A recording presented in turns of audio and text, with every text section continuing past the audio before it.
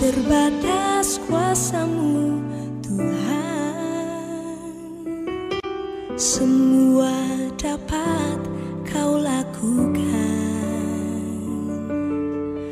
Apa yang kelihatan mustahil bagiku, itu sangat mungkin bagimu. Tak terbatas kuasa-Mu, Tuhan. Semua dapat Kau lakukan.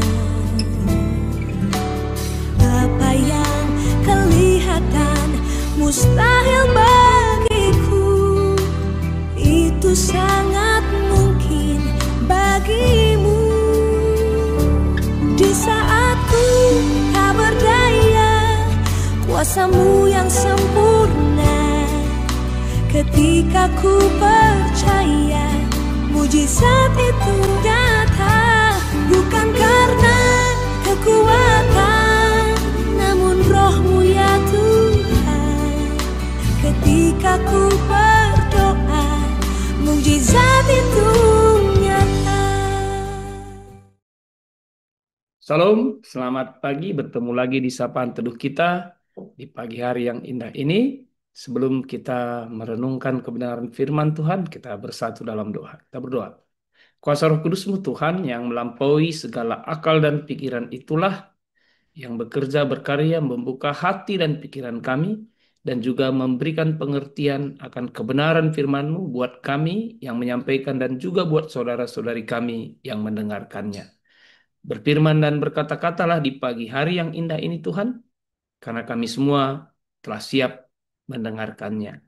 Dalam Putra-Mu Yesus Kristus, kami datang berdoa dan mengucap syukur. Amin. Bilangan 1 ayat 18 sampai 20 sebagai dasar sapaan teduh kita di pagi hari ini. Begini firman Tuhan buat kita di pagi hari yang indah ini. Dan kalau dia sudah merugikan engkau ataupun berhutang padamu, tanggungkanlah semuanya itu kepadaku. Aku, Paulus, menjaminnya dengan tulisan tanganku sendiri. Aku akan membayarnya, agar jangan kukatakan, tanggungkanlah semuanya itu kepadamu, karena engkau berhutang kepadaku, yaitu dirimu sendiri. Ya, saudaraku, semoga engkau berguna bagiku di dalam Tuhan. Hiburkanlah hatiku di dalam Kristus. Sejauh ini pembacaan firman Tuhan buat kita di pagi hari yang indah ini. Saudara-saudari yang dikasihi Yesus Kristus Tuhan kita, dalam kehidupan kita, kita sering mengalami konflik. Konflik ini bisa terjadi dalam diri kita sendiri, di tengah keluarga kita, di tengah jemaat kita, lingkungan kita, dan juga mungkin di tempat kita bekerja.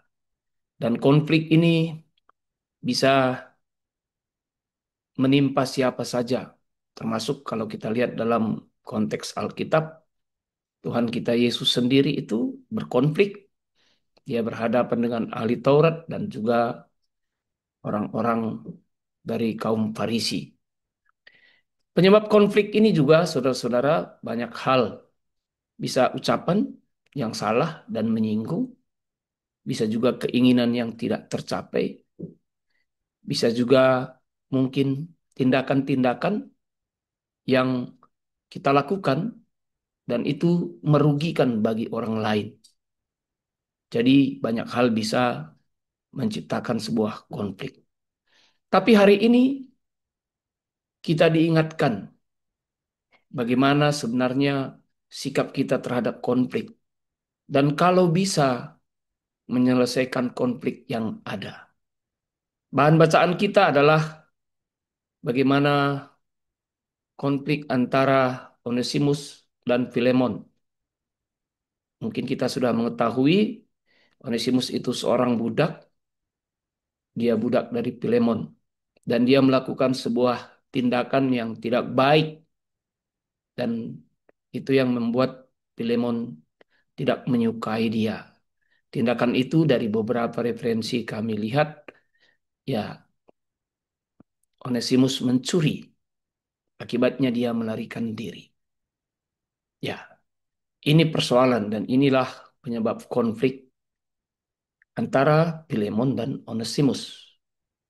Ya, kita dapat lihat bagian bacaan kita tadi adalah bagaimana Paulus berusaha menyelesaikan konflik antara Onesimus dan Filemon, dan bagian bacaan kita adalah bagaimana pendekatan yang dilakukan oleh Paulus kepada Filemon dalam menyelesaikan konflik. Filemon sebagai orang yang merasa dirugikan. Itu maka kita dapat lihat dari bacaan bagaimana Paulus dengan rendah hati, dengan bahasa komunikasi yang sangat baik, dia mengetahui bahwa Filemon itu mengalami kerugian. Dan dia mengatakan bahwa meminta, ya, agar dia bisa menerima Onesimus, ya, dengan jaminan dari Paulus. Kerugian yang dialami oleh Filemon itu akan ditanggung oleh Paulus, dan meneguhkannya dia melakukan dengan membuat surat, ya, katanya tadi tulisan tanganku. Dan dia memohon ini semua atas bagaimana hubungan mereka dengan Paulus dan Filemon di dalam bersaudara di dalam Yesus. Karena Paulus menginginkan, ya, Filemon juga menyadari bahwa mereka itu sama-sama orang yang sudah dibenarkan di dalam Yesus, dan seharusnya dia mau, ya, menerima dan menyelesaikan masalah ini.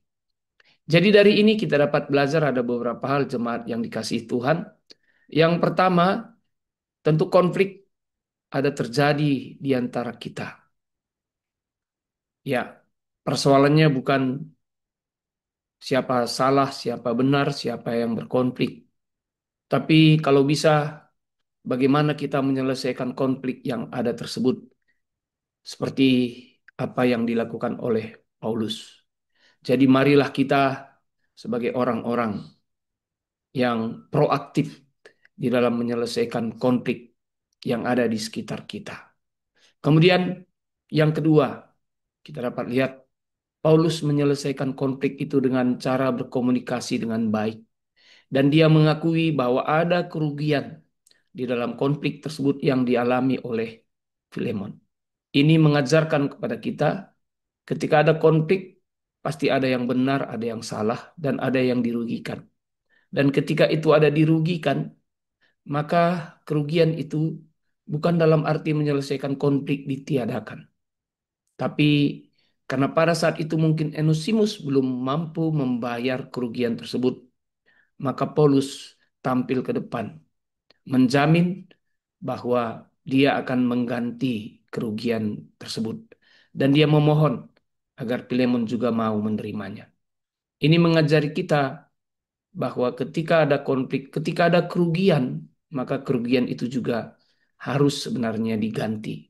Bukan selesai begitu-begitu saja, hanya cukup berjanji, tidak mengulangi, ya, sudah selesai. Kenapa hal ini dilakukan? Supaya kita menyadari bahwa ada harga dari kesalahan yang kita lakukan. Dan itu harus juga bagian kita yang membuat kerugian itu harus menanggungnya. Mungkin hal ini juga yang diajarkan Paulus kepada Onesimus pada saat itu. Dan untuk saat itu Paulus ingin menanggungnya. Dan dia meminta ini dengan sangat rendah hati kepada Filemon agar mau menerimanya. Ketiga, kita dapat lihat ketika kita dalam posisi yang benar dirugikan, bukan itu juga serta-merta membuat kita merasa di atas angin. Paulus mengingatkan kepada Filemon bahwa mereka bersaudara di dalam Yesus. Artinya mereka sama-sama orang yang bersalah dan ditebus oleh Yesus. Dan ini juga yang diminta oleh Paulus kepada Filemon, agar Filemon juga mau merendahkan hati, sehingga konflik tersebut dapat diselesaikan. Ya, sering dalam hidup ini ketika kita merasa benar, kita mengeraskan hati kita. Kita tidak mau menyelesaikan masalah tersebut. Ketika kita tidak mau, mungkin kerugian yang lebih besar terjadi dalam hidup kita. Karena kita tahu dari konflik yang tidak disikapi dengan benar, membuat hidup kita tidak damai sejahtera. Yang keempat, kita dapat lihat bahwa orang-orang yang kita maafkan, orang-orang yang menyakiti kita, ketika kita mau menyelesaikan masalah itu dengan melakukan perdamaian, menyelesaikan konflik, di masa yang akan datang, bisa saja mereka juga yang menolong kita, mengasihi kita. Itu sebuah rencana karya Tuhan yang indah. Jadi, kami pernah menyaksikan ada orang yang berkonflik, diselesaikan masalah tersebut. Akhirnya orang yang bersalah tersebut yang berdiri di garis depan, menolong, membela orang yang memaafkannya.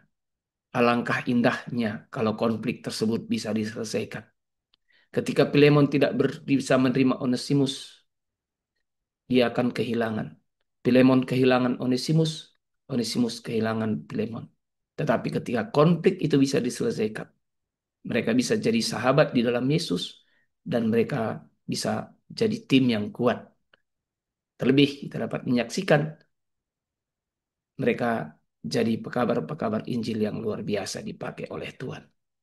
Mari, tiada konflik yang tidak bisa diselesaikan kalau kita hidup di dalam Tuhan dan dipimpin oleh Roh Kudus. Jika hari-hari ini juga ada konflik kita di pekerjaan kita, di keluarga kita, mari kita selesaikan. Tuhan Yesus memberkati kita. Amin. Kita bersatu dalam doa. Terima kasih Tuhan atas kebenaran firman-Mu di pagi hari yang indah ini. Engkau mengajari kami bagaimana seharusnya kami dalam hidup kami menyelesaikan konflik di dalam kehidupan kami, baik di keluarga kami, lingkungan kami, di gereja kami, dimanapun kami berada ketika ada konflik. Kami menyelesaikannya seperti apa yang dilakukan oleh Paulus. Mungkin hari ini juga hidup kami ada dalam konflik. Mari ajari kami dengan kuasa Roh Kudus-Mu untuk menyelesaikannya. Mampukan kami Tuhan. Bapa yang baik, pada saat ini juga kami mau berdoa buat semua hamba-hamba-Mu Tuhan, yaitu pendeta, pertua diaken, peserta Nora dan Rars yang sudah emeritus. Tuhan yang memberkati mereka, berkati kesehatan mereka, berkati keluarga mereka, ajari mereka dalam tetap setia dalam kehidupan mereka. Dan Tuhan juga tetap memampukan mereka di dalam menjalankan pelayanan di tengah gereja Tuhan.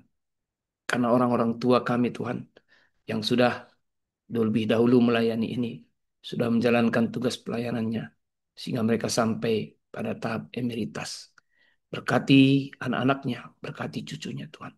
Kami menyerahkan semua keluarga ini dalam tangan pengasihan-Mu, Tuhan yang melindungi mereka. Bapak, sebentar kami akan melakukan aktivitas kami. Engkau juga yang memberkati kami dalam semua apapun yang kami lakukan.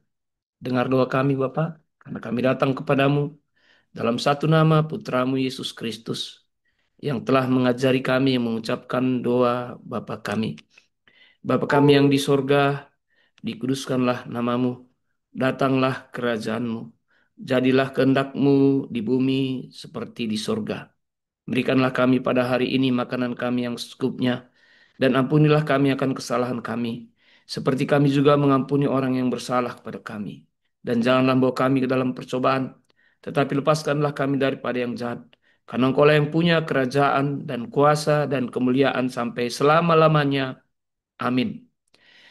Salam, sampai bertemu lagi di sapaan teduh kita di lain waktu. Tuhan memberkati kita.